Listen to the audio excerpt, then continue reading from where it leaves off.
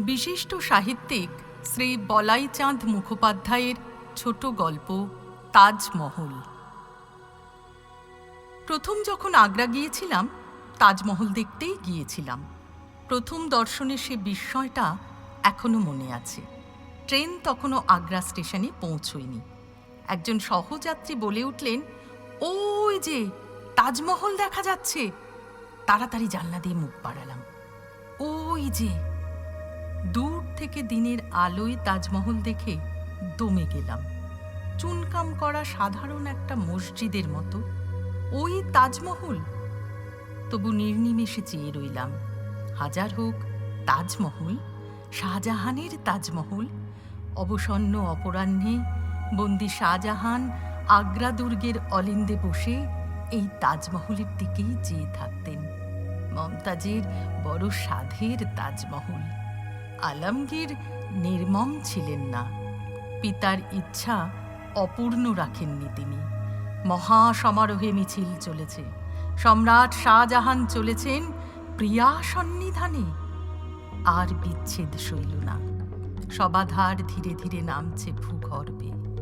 ওই তাজমহলেই মমতাজের ঠিক পাশে শেষ শয্যা প্রস্তুত হয়েছে তার। আর একটা কবরও ছিল, হয়তো এখনো আছে ওই তাজমহলেরই পাশে, দারাসে কোর। চুনকাম করা সাধারণ মসজিদের মতো তাজমহল দেখতে দেখতে মিলিয়ে গেল। পূর্ণিমার পরদিন, তখনও চাঁদ ওঠেনি। জ্যোৎস্নার পূর্বাভাস দেখা দিয়েছে পূর্ব দিগন্তে।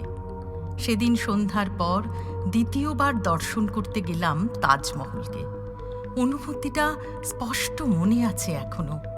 গেট পেরিয়ে ভিতরে ঢুকতেই অস্ফুট মর্মর ধ্বনি কানে এলো। ঝাউবিথি থেকে নয়, মনে হলো যেন সুদূর অতীত থেকে। মর্মর ধ্বনি নয়, যেন চাপা কান্না। ঈষৎ আলোকিত অন্ধকারে পুঞ্জীভূত তমিশ্রার মতো স্তূপীকৃত ওইটাই কি তাজমহল? ধীরে ধীরে অগ্রসর হতে লাগলাম। মিনারেট গম্বুজ স্পষ্টতর হতে লাগলো ক্রমশ। শুভ্র আভাসও ফুটে বেরুতে লাগলো অন্ধকার ভেদ করে। তারপর অকস্মাৎ আবির্ভূত হলো। সমস্তটা মূর্ত হয়ে উঠল, যেন সহসা বিস্মিত চেতনাপটে। চাঁদ উঠল।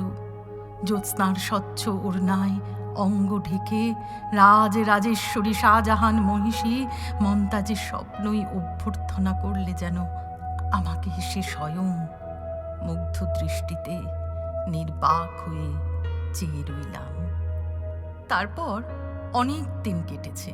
কোন কন্ট্রাক্টর তাজমহল থেকে কত টাকা উপার্জন করে, কোন হোটেলওয়ালা তাজমহলের দৌলতে রাজা বনে গেল, ফেরিওয়ালাগুলো বাজে পাথরের ছোট ছোট তাজমহল আর গড়গড়ার মতো সিগারেট পাইপ বিক্রি করে কত পয়সা পেটে রোজ। নিরীহ আগন্তুকদের ঠকিয়ে টাঙাগুলো কি ভীষণ ভাড়া নেয়, এসব খবরও পুরনো হয়ে গেছে।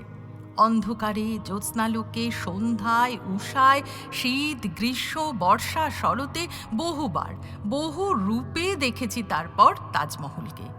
এতবার যে আর চোখে লাগে না, চোখে পড়েই না, পাশ দিয়ে গেলেও নয়। তাজমহলের পাশ দিয়ে প্রায়ই যাতায়াত করতে হয় আজকাল। আগ্রার কাছেই এক দাতব্য চিকিৎসালয়ে ডাক্তার হয়ে এসেছি আমি। তাজমহল সম্বন্ধে আর মোহ নেই। একদিন কিন্তু গোড়া থেকেই শুনুন তাহলে। সেদিন আউটডোর সেরে বারান্দা থেকে নামছি। এক বৃদ্ধ মুসলমান গেট দিয়ে ঢুকল। পিঠে প্রকাণ্ড একটা ঝুড়ি বাঁধা। ঝুড়ির ভারে মেরুদণ্ড বেঁকে গেছে বেচারির। ভাবলাম কোনো মেওয়া ওলা বুঝি। ঝুড়িটা নামাতেই কিন্তু দেখতে পেলাম ঝুড়ির ভেতর মেওয়া নয়, বোরখা পরা মহিলা বসে আছে একটি। বৃদ্ধের চেহারা অনেকটা বাউলের মতো, আলখাল্লা পরা, ধবধবে সাদা দাড়ি। এগিয়ে এসে আমাকে সেলাম করে চোস্ত উর্দু ভাষায় বললে, নিজের বেগমকে পিঠে করে বয়ে এনেছে সে আমাকে দেখাবে বলে। নিতান্ত গরিব সে, আমাকে বাড়ি নিয়ে গিয়ে ফি দিয়ে দেখাবার সামর্থ্য তার নেই।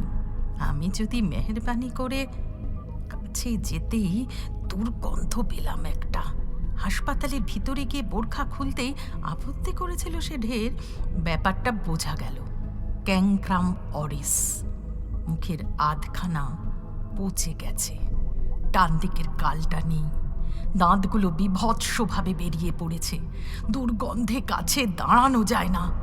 দূর থেকে পিঠে করে বয়ে এনে এ রোগীর চিকিৎসা চলে না।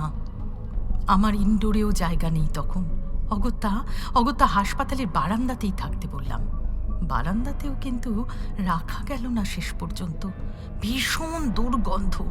অন্যান্য রোগীরা আপত্তি করতে লাগলো। কম্পাউন্ডার, ড্রেসার, এমনকি ম্যাথর পর্যন্ত কাছে যেতে রাজি হলো না। বৃদ্ধ কিন্তু নির্বিকার, দিবারাত্র সেবা করে চলেছে। সকলের আপত্তি দেখে সরাতে হলো বারান্দা থেকে। হাসপাতালের কাছে একটা বড় গাছ ছিল, তারই তলায় থাকতে বললাম। তাই থাকতে লাগলো।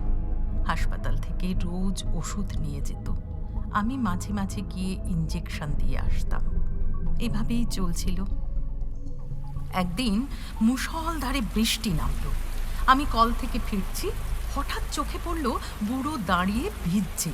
একটা চাদরের দুটো খুঁট গাছের ডালে বেঁধেছে, আর দুটো খুঁট নিজে দুহাতে ধরে দাঁড়িয়ে ভিজছে লোকটা।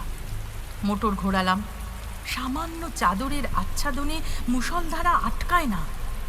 বেগম সাহেবা দেখলাম আপাদ মস্তক ভিজে গেছে, কাঁদছে ঠক ঠক করে। আধখানা মুখে বিভৎস হাসি, জ্বরে গা পুড়ে যাচ্ছে। বললাম, হাসপাতালের বারান্দাতে নিয়ে চলো আপাতত। বৃদ্ধ হঠাৎ প্রশ্ন করলে, এর বাঁচবার কি কোনো আশা আছে হুজুর? সত্যি কথা বলতে হলো, না। বুড়ো চুপ করে দাঁড়িয়ে রইল। আমি চলে এলাম। পরদিন দেখি গাছতলা খালি, কেউ নেই।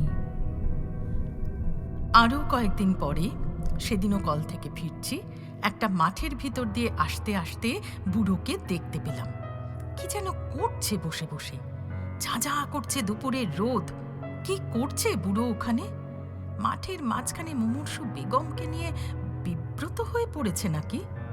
এগিয়ে গেলাম। কতগুলো ভাঙা ইট আর কাদা দিয়ে বুড়ো কি যেন গাঁথছে। কি হচ্ছে এখানে মিয়া সাহেব?